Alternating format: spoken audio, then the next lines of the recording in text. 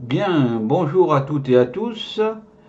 Nous allons poursuivre notre avancée dans le livre bleu avec la vidéo consacrée aux entreprises. Elle sera courte car dans ce domaine très particulier et au cœur de toute richesse en matière de biens et de services, Candide estime qu'il n'a pas grand conseil à donner, mais plutôt des principes d'organisation ou des remarques particulières, c'est tout. Donc voici le plan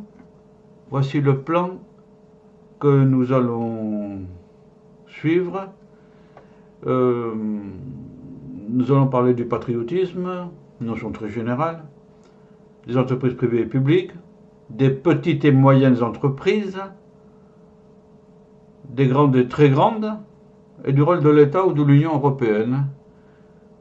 Au passage, j'ai sauté Candide qui va nous accompagner, mais voyez-vous, il s'était même abstenu de passer à l'écran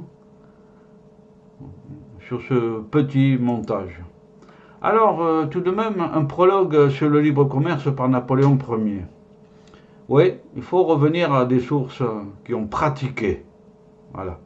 L'empereur, revenant ensuite à la Compagnie des Indes, a dit que c'était une grande question que le monopole d'une compagnie ou la liberté du commerce pour tous. Oui, évidemment. Napoléon a tout à fait raison, c'est une grande question. Nous sommes en face depuis peu de temps d'ailleurs en matière de câbles sous-marins d'un quasi-monopole des GAFAM, comme on dit, sur l'installation de ces câbles sous-marins au détriment de beaucoup d'industries traditionnelles dans ce secteur de production des câbles. Les GAFAM ont une puissance, c'est le même problème, monopole de fait d'une compagnie. Bon, aussi, toute compagnie dégénérerait-elle bientôt en oligarchie? Ben voilà, avec les GAFAM, dont Amazon aussi, hein, donc GAFAM. Donc, c'est une oligarchie, toujours amie du pouvoir. Et oui, bien sûr, on se méfie des normes. Voilà. Le commerce libre, au contraire, tenait à toutes les classes sociales, à toutes les classes, agitait toutes les imaginations, remuait tout un peuple. Voilà, c'est très beau. C'est très beau tout ça. Le commerce libre agite toutes les imaginations, la pensée, dont Candide a beaucoup parlé, et remuait tout un peuple. Il était tout à fait identique avec l'égalité, oui, porté naturellement à l'indépendance, oui, et sous ce rapport tenait beaucoup plus à notre système moderne. Napoléon Ier. Vous trouverez ça dans le mémorial de Sainte-Hélène.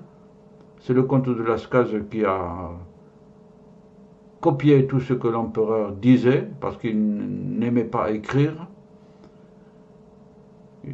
Et c'est aux éditions de la Pléiade, tome 2, page 282, pour ceux qui voudraient retrouver tout le passage qui est plus large, mais là vous avez l'essentiel.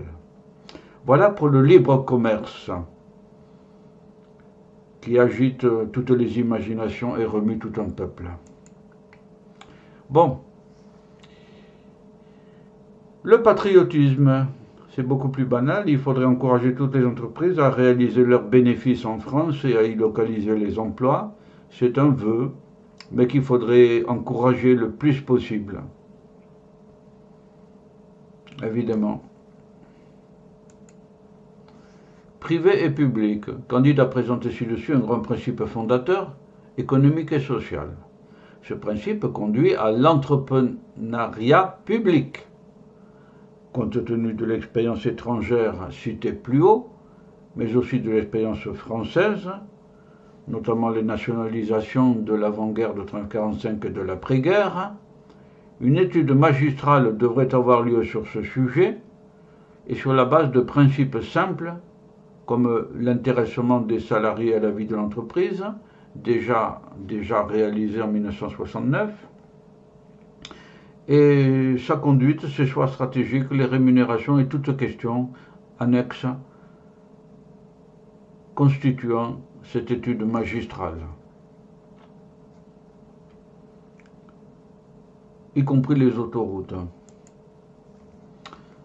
La loi pourrait aussi déterminer les zones dans lesquelles l'entrepreneuriat public devrait opérer par priorité.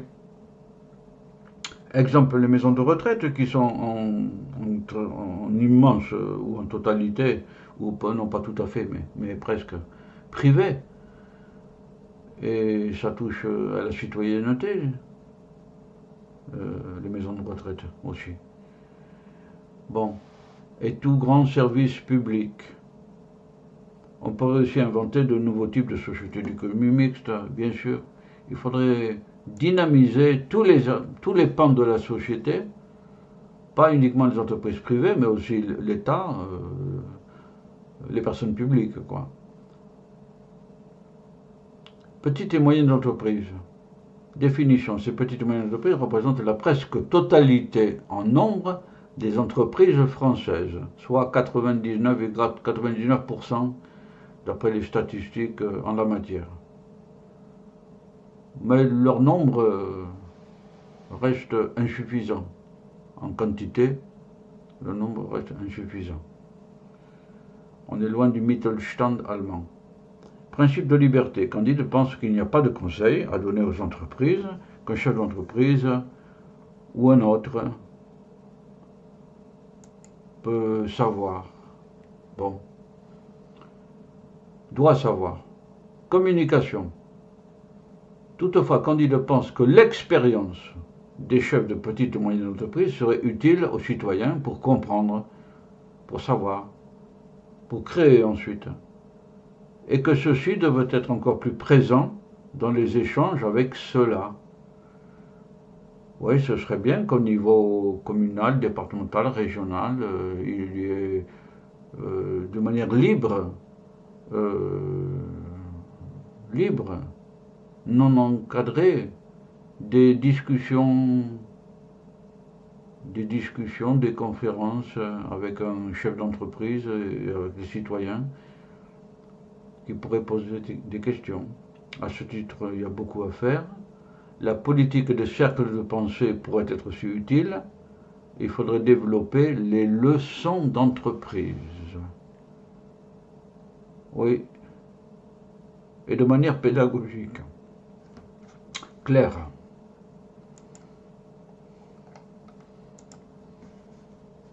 Changer l'image, maintenant, 834. Cela contribuera à donner à tout le monde une image positive des chefs d'entreprise qui dépassent le seul profit. C'est un courant d'ailleurs qui existe au niveau jusqu'aux grands chefs d'entreprise pour englober les salariés et l'intérêt public. Voilà.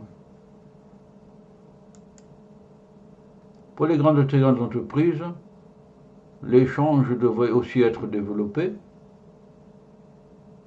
Et bien des Français sont dans l'ignorance de ce que réalisent, de ce que font ces grands groupes.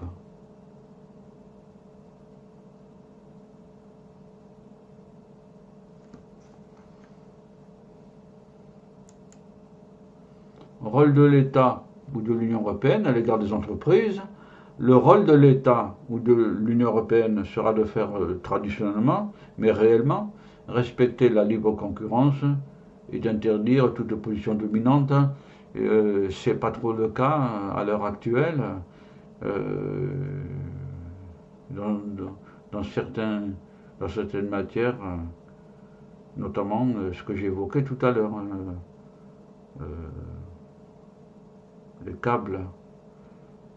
les câbles de communication sur Internet sous-marin.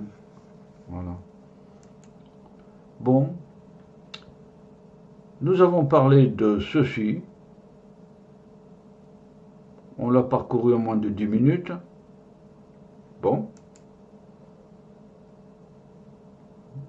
Corrélativement, Candide en a fini avec ce petit montage sur les entreprises, du petit livre bleu.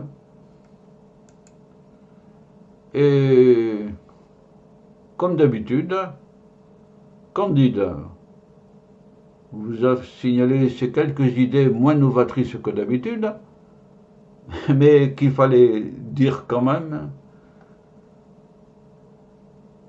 Et donc, avec Voltaire, il vous dit un petit à bientôt pour une autre vidéo qui, elle, sera plus longue, consacrée à l'écologie et notamment locale.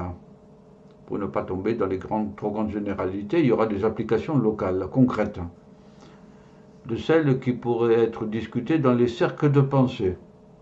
Voilà.